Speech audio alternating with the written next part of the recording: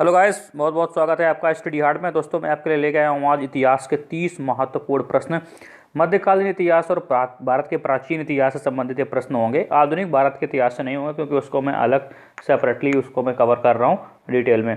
ठीक है, तो चलिए स्टार्ट करते हैं। दोस्तों, वीडियो को पूरा देखें और बाद में जरूर बताएं कि आपने कितने क्वेश्चन सही किए हैं। कुछ क्वेश्चन ईजी भी होंगे। ईजी क्वेश्चन वो होते हैं जिसको पता होता है आपको। ठीक है, हो सकता है वही क्वेश्चन किसी और के लिए डिफिकल्ट हो। तो चलिए स्टार्ट करते हैं इजी क्वेश्चन से ही। सबसे पुराना वेद कौन सा है? दोस्तों, 4 वेद है हमारा, ऋग्वेद, यजुर्वेद, सामवेद, अथर्ववेद। इसमें ऋग्वेद सबसे पुराना है। ठीक है, तब भी बहुत लोग गलत कर देते हैं। क्वेश्चन नंबर 2, कोणार्क मंदिर का निर्माण किसने कराया? दोस्तों, कोणार्क मंदिर जो कि उड़ीसा में है, पुरी से 35 किलोमीटर दूर ये मंदिर सूर्य मंदिर है। ठीक है, तो उड़ीसा के जितने मंदिर भी हैं वो सब नागर शैली के मंदिर हैं। बाद में बताऊंगा नागर शैली, बेसर शैली और आपके द्रविड़ शैली क्या है। तो नागर शैली के मंदिर ये हो गया, एक आपका उड़ीसा में लिंगराज मंदिर हो गया, भुवनेश्वर में है जो पुरी का जगन्नाथ मंदिर, सब नागर शैली के मंदिर है। 8वीं से लेकर 13वीं शताब्दी के बीच में मंदिर बनवाया गया था, जिसको नरसिंह देव प्रथम ने बनवाया था। ठीक है, क्वेश्चन नंबर 3, महाराजा रणजीत सिंह के राज की राजधानी थी? महाराजा रणजीत सिंह जिन्होंने एक बड़ा एम्पायर, सिख एम्पायर जो है बनाया था पंजाब में। ओके, तो उनकी जो राजधानी थी वो लाहौर थी। इन्होंने 4 प्रांतों में अपने राज को बांट रखा था, लाहौर, मुल्तान, कश्मीर और पेशावर। तो लाहौर इसकी राजधानी थी। सुकरचकिया मिसल से ये संबंधित थे। 13 मिसलें थी उस समय सिखों की। Question number 4, Angkor Wat Vishnu मंदिर कहाँ है? तो दोस्तों, 6वीं शताब्दी के आसपास हिंदू धर्म का प्रचार कुछ बाहर के भी देशों में हुआ, स्पेशली जो पूर्वी देश है। तो उसमें एक देश का नाम था कंबोज, जिसको आज कंबोडिया के नाम से जाना जाता है। वहाँ पे अंकोर वाट विष्णु मंदिर था। उस समय के जो वहाँ के जो शासक थे वो शैव धर्म के मानने वाले थे, यानी कि शिव के उपासक थे। तो ये विष्णु मंदिर है। कई बार इससे प्रश्न आते हैं। एक तो ये कंबोडिया में है, ठीक है, दूसरा विष्णु मंदिर है, और तीसरा जो मंदिर की दीवारें हैं उसमें रामायण और महाभारत की स्टोरीज लिखी हुई हैं। तो ये 3-4 प्रश्न इससे हमेशा आते हैं। क्वेश्चन नंबर 5, मीराबाई समकालीन थी? किसकी समकालीन थी? तुलसीदास की, गुरु नानक जी की, या चैतन्य महाप्रभु, या रामकृष्ण परमहंस? तो रामकृष्ण परमहंस तो बहुत बाद में आए हुए हैं, 17वीं 18वीं शताब्दी के आसपास। ठीक है, तुलसीदास जी इनसे थोड़ा सा पहले थे, क्योंकि मीराबाई का जो जन्म हुआ था वो 1499 से 1546 के बीच में रही हैं। तो इसके बीच में अगर देखा जाए तो चैतन्य महाप्रभु ज़्यादा उपयुक्त आंसर होगा, क्योंकि उसी के आसपास चैतन्य महाप्रभु भी एक्टिव थे। क्वेश्चन नंबर 6, सॉरी, बाबर ने बाबरनामा में किस हिंदू राज का उल्लेख किया है? दोस्तों, बाबर ने तुझ के बाबरी नामक जो है आत्मकथा लिखी है अपनी, जिसको बाबरनामा के भी नाम से भी जाना जाता है। तो उन्होंने 2 हिंदू राज्यों की उसमें जिक्र किया है, एक तो मेवाड़ का और दूसरा विजयनगर का। तो इसमें विजयनगर तो ऑप्शन में नहीं है, लेकिन मेवाड़ है, तो your answer will be Mewar. Question number 7, किस युद्ध के बाद भारत में मुस्लिम शक्ति की स्थापना हुई? तो तराइन का प्रथम युद्ध जो कि 1191 में हुआ था, मोहम्मद गोरी और पृथ्वीराज चौहान के बीच में। तो दोस्तों, मोहम्मद गोरी को हिंदुस्तान में जो है मुस्लिम शक्ति की जो है स्थापित करने का श्रेय दिया जाता है। तो तराइन के प्रथम युद्ध में तो उनकी पराजय हुई थी, लेकिन जो तराइन का द्वितीय युद्ध हुआ था 1192 में, उसमें मोहम्मद गोरी की विजय हुई थी और भारत में मुस्लिम राज की स्थापना हुई थी। Your answer will be Tarain का द्वितीय युद्ध। ठीक है, क्वेश्चन नंबर 8, निम्न में से किसने नालंदा विश्वविद्यालय में भ्रमण किया तथा वहां अध्ययन किया? तो नालंदा विश्वविद्यालय बहुत फेमस विश्वविद्यालय था, खासकर बौद्ध शिक्षा के लिए। तो चीनी यात्री ह्वेन सॉन्ग ने उस पर भ्रमण किया था। ठीक है, और वहाँ पे अध्ययन भी किया था, क्योंकि उन्होंने अपनी पुस्तक में इसका जिक्र किया है। और उस समय जब ह्वेन सॉन्ग ने वहाँ पढ़ाई की थी, करीब 158 दिन वहाँ पे रहे थे वो। तो उस समय जो नालंदा विश्वविद्यालय के कुलपति थे वो थे आचार्य शीलभद्र। ये क्वेश्चन बहुत ही आता है प्रश्न में। ठीक है, उस समय कुलपति कौन थे? तो उस समय कुलपति थे विश्वविद्यालय के आचार्य शीलभद्र, जिनकी बहुत ज़्यादा बड़ाई करी है ह्वेन सॉन्ग ने। क्वेश्चन नंबर 9, सिंधु घाटी का कौन सा स्थान भारत में है? हड़प्पा दोस्तों ये पाकिस्तान में, अभी मोहनजोदड़ो ये पाकिस्तान में, लोथल, जी हाँ लोथल इज राइट आंसर, क्योंकि ये गुजरात में है। क्वेश्चन नंबर, ये बंदरगाह भी था एक हड़प्पा का। क्वेश्चन नंबर 10, सम्राट अकबर ने किसको जरी कलम की उपाधि दी है? दोस्तों यहाँ पे जारी कमल नहीं होगा, टाइपिंग मिस्टेक है मेरी, जरी कलम होगा, ठीक है, जरी कलम की। तो उनकी दरबार में मोहम्मद हुसैन कश्मीरी थे, जिनकी मतलब हैंड राइटिंग बहुत ही अच्छी थी, तो उनको अकबर ने जरी कलम की उपाधि दी थी। तो आपका आंसर होगा मोहम्मद हुसैन कश्मीरी। और एक और थे चित्रकार उनकी कोर्ट में, जिनका नाम था अबू दुस्मद। अबू दुस्मद एक चित्रकार थे, ठीक है, इनको अकबर ने सीरी कलम की उपाधि दी थी। ये भी आपके प्रश्न आ सकते हैं। क्वेश्चन नंबर 11, मुगल कालीन भारत में आय का प्रमुख स्रोत क्या था? दोस्तों जब भी कोई सेटल जो आपका साम्राज्य हो जाता है, तो मुगल कालीन भारत में मुगल जो काफ़ी यहाँ पे सेटल हो गए थे, तो ज़्यादातर जो आय का मुख्य स्रोत होता है वो भू राजस्व होता है। अगर मराठों को छोड़ दें तो मराठों में काफ़ी लूट, काफ़ी एक शेयर था उनका, लेकिन मुगल काल में जो सबसे इम्पोर्टेंट आय का स्रोत था वो भू राजस्व ही था, ठीक है, भू राजस्व, ना कि जजिया कर, ना कि लूट और राजगत संपत्ति, भू राजस्व था, ठीक है। क्वेश्चन नंबर 12, दक्षिण में बहमनी राज का संस्थापक कौन था? दोस्तों मोहम्मद बिन तुगलक का नाम सुना होगा। उनके टाइम पे काफ़ी उन्होंने कुछ ऐसे कदम उठाए थे मोहम्मद बिन तुगलक ने, जिससे क्या हुआ कि दिल्ली सल्तनत में कमजोरी आ गई थी, ठीक है। तो जिसका फ़ायदा उठाया कुछ लोगों ने, जो उनके कमांडर थे। तो ऐसे ही दक्षिण भारत के जो में कमांडर थी, इनको हसन गंगू, ठीक है, इनको अलाउद्दीन बहमन शाह के नाम से भी जाना जाता है, अलाउद्दीन हसन बहमन शाह। तो अलाउद्दीन हसन बहमन शाह, जिनको हसन गंगू के नाम से भी जाना जाता है, इन्होंने बहमनी राज की स्थापना की थी और एक इंडिपेंडेंट राज, मुस्लिम राज की स्थापना की थी दक्षिण भारत में, ठीक है।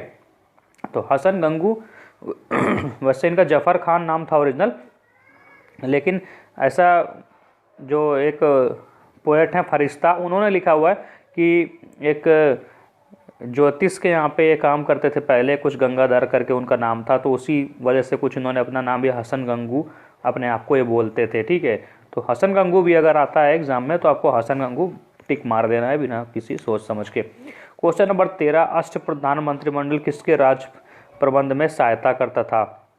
तो दोस्तों शिवाजी के टाइम पे अष्टप्रधान मंत्रिमंडल टाइप मतलब 8 लोगों का एक सेक्रेटरी टाइप से काम करते थे।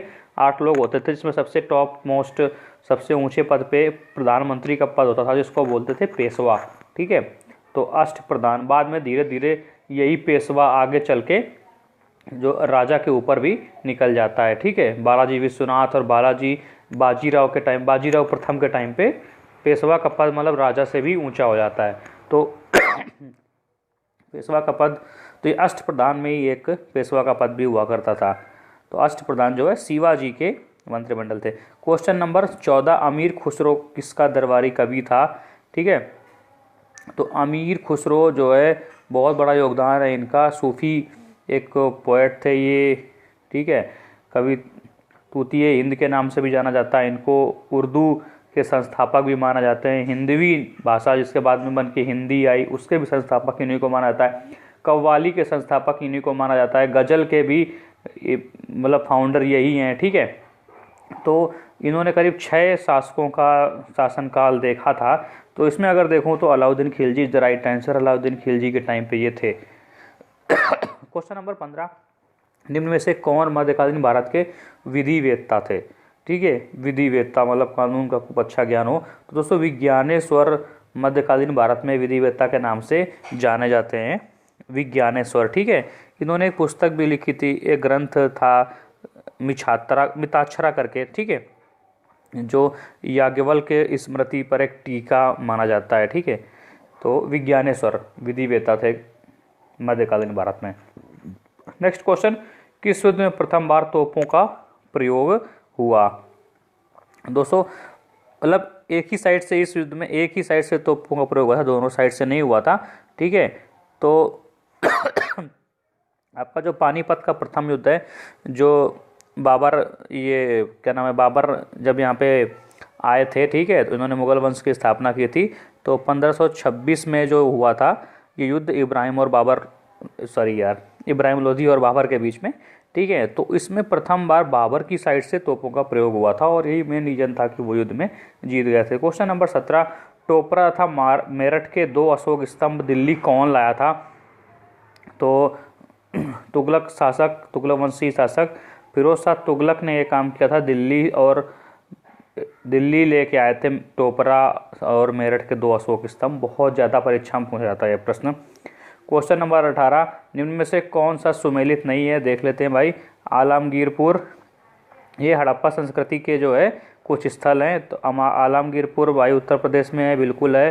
ठीक है। लोथल गुजरात में है, हाँ जी बिल्कुल है। रोपड़ पंजाब में है, बिल्कुल है। कालीबंगा के भी नाम जाना जाता है उसको, हरियाणा जी नहीं, कालीबंगा दोस्तों राजस्थान में है। तो आपका जो आंसर होगा वो सी होगा। ठीक है, कालीबंगा राजस्थान में। क्वेश्चन नंबर 19, हड़प्पा संस्कृति की जानकारी का प्रमुख स्रोत क्या है? शिलालेख जी नहीं, पक्की मिट्टी के मोहरों में अंकित लेख है, थोड़ा बहुत लेकिन इतना नहीं है क्योंकि वो लेख हम पढ़ नहीं पाए अभी तक। पुरातात्विक खुदाई, जी हाँ। तो सबसे जो इम्पोर्टेंट जानकारी हमको मिलती है हड़प्पा संस्कृति से, वो में जो है पुरातात्विक खुदाई से मिलती है। तो आपका आंसर होगा सी, पुरातात्विक खुदाई। क्वेश्चन नंबर 20, पैगंबर हजरत मोहम्मद साहब का जन्म कब हुआ था? तो 1570 ईस्वी में मोहम्मद साहब का जन्म मक्का में हुआ था। ठीक है, हिजरी संवत 53 वर्ष पूर्व। ठीक है, तो मतलब 1570 ईस्वी में हुआ था मोहम्मद साहब का जन्म। क्वेश्चन नंबर 21, पंजाब में अमृतसर नगर की स्थापना किसने की थी? तो दोस्तों जो सिखों के चौथे गुरु थे गुरु रामदास। ठीक है, तो इनके ऊपर जो तीसरे गुरु थे गुरु अमरदास। तो गुरु अमरदास ने एक जेठा करके एक बंदा था। ठीक है, उससे अपनी लड़की की शादी की थी। बाद में वही बंदा गुरु अमरदास बने थे। ठीक है, यानी कि जो पहले इनके गुरु थे गुरु अमरदास के जो दामाद थे गुरु रामदास। ठीक है, ये सिखों के चौथे गुरु थे। इन्होंने एक कुछ ज़मीन लेके वहाँ पे एक नगर की स्थापना की थी जिसका नाम था रामदासपुर। ओके, बाद में यही रामदासपुर अमृतसर के नाम से विख्यात हुआ। क्वेश्चन नंबर 22, गांधार कला शैली एक संश्लेषण है, मतलब एक मिक्सचर है किस चीज़ का? तो दोस्तों जो गांधार कला शैली है वो भारतीय था यूनानी कला शैली का मिक्सचर है। समझ गए?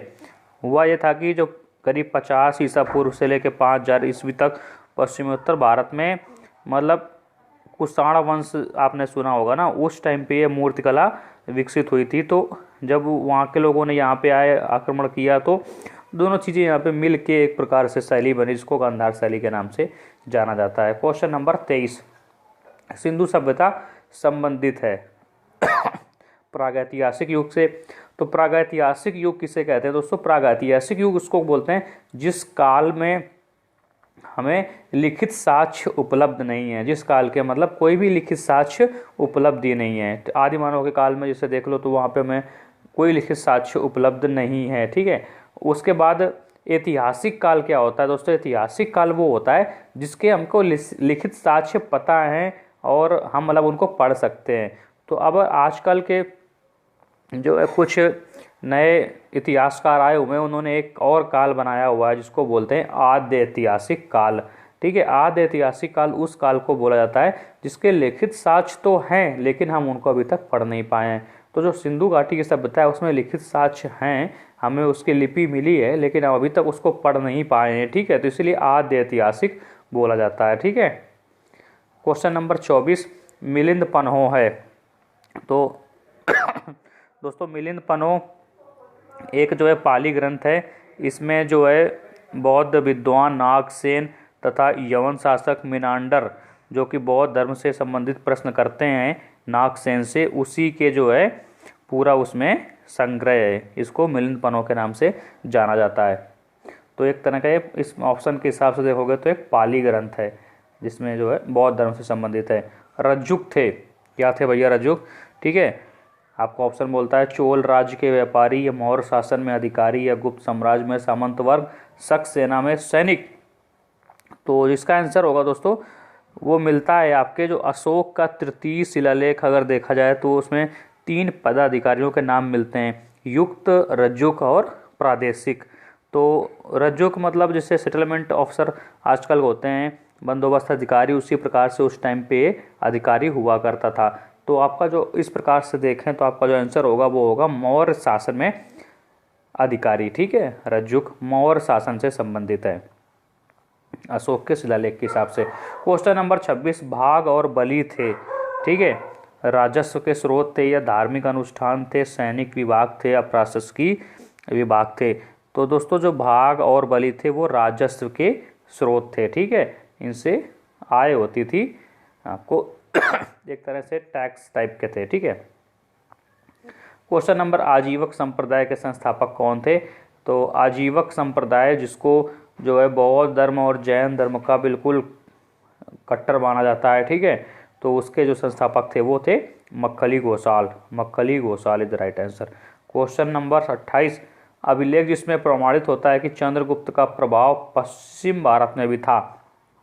तो आप देखो इसमें पश्चिम भारत का अभिलेख कौन है? ठीक है, पश्चिम भारत का अभिलेख रुद्रदामन का जूनागढ़ अभिलेख। रुद्रदामन का जूनागढ़ अभिलेख दोस्तों बहुत ही फेमस अभिलेख है, इससे बहुत सारी चीज़ों का ज्ञान हमें मिलता है। तो इससे ये भी पता चलता है कि चंद्रगुप्त का प्रभाव जो है पश्चिम भारत में भी था। देखो अभिलेख क्या होते हैं कि जहाँ अभिलेख गढ़े होते हैं, ठीक है, उनकी एक्चुअल पोजीशन होती है, उसमें क्या लिखा होता है तो वो, और दूसरा उनके गढ़े होने का प्रमाण भी ये होता है कि किस राजा ने उसको गढ़वाया था। तो उससे ये पता चल जाता है कि कहाँ तक उसकी सीमा थी। इस तरह से जो है कुछ चीज़ें पता चलती हैं हमें। क्वेश्चन नंबर 29, निम्नलिखित में से किस बौद्ध ग्रंथ में संघ जीवन के नियम प्राप्त होते हैं? तो दोस्तों बौद्ध धर्म के अगर ग्रंथों की बात करें तो 3 उसमें बहुत ही फेमस है, एक विनय पिटक, एक सुत्त पिटक और तीसरा अभिधम्म पिटक। तो विनय पिटक में संघ संबंधी नियम तथा दैनिक जीवन संबंधी आचार विचार ये सब चीज़ें उसमें दी गई हुई हैं। ठीक है, कि क्या करना है, कुछ क्या नहीं करना है, ये भी लिखा हुआ है। और सुत्त पिटक में बौद्ध धर्म के सिद्धांत था उपदेशों का संग्रह, और अभिधम्म पिटक में दार्शनिक सिद्धांतों का संग्रह मिलता है। तो इस प्रकार से देखो तो आपका क्वेश्चन क्या बोलता है, संघ जीवन के नियम प्राप्त होते हैं। तो जो आपका आंसर होगा वो होगा विनय पिटक। ठीक है, Vinaya Pitaka is the right answer. Question number 30, निम्न में से कौन सा जोड़ा सही सुमेलित है? देख लेते हैं भैया। एलोरा की गुफाएं शकों ने बनाया था, बिल्कुल गलत भैया, शकों ने ज़्यादा तो कुछ किया नहीं यहाँ पे स्थापत्य कला में। मीनाक्षी मंदिर पल्लव जी नहीं, क्योंकि मीनाक्षी मंदिर तो पांड्य शासकों ने बनवाया था, एलोरा की गुफाएं तो राष्ट्रकूट शासकों ने बनवाई थी। खजुराहो मंदिर चंदेल, जी हाँ ये सही प्रतीत होता है, खजुराहो मंदिर चंदेलों ने बनवाया था। महाबलीपुरम के मंदिर ये पल्लव शासकों ने, महाबलीपुरम के मंदिर ये पल्लव शासकों ने बनवाए थे। तो इस हिसाब से ये भी सही है। ये मुझे लगता है मैंने ऑप्शन में कुछ गलती कर दिया है मेरे हिसाब से। अभी इसमें अगर देखो तो ये दोनों सही हो रहे हैं, कोई बात नहीं, ठीक है, नॉलेज देना था मुझे आप लोगों को।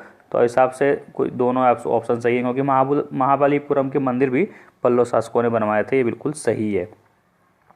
तो ये थे हमारे क्वेश्चन 30। ठीक है, नेक्स्ट वीडियो ऐसे ही आते रहेंगे, आपको बहुत ढेर सारा ज्ञान मिलेगा यहाँ पे। अगर आपको अच्छा लगा हो तो लाइक जरूर करें। थैंक्स फॉर वॉचिंग, शेयर करो दोस्तों को अपने। Bye bye.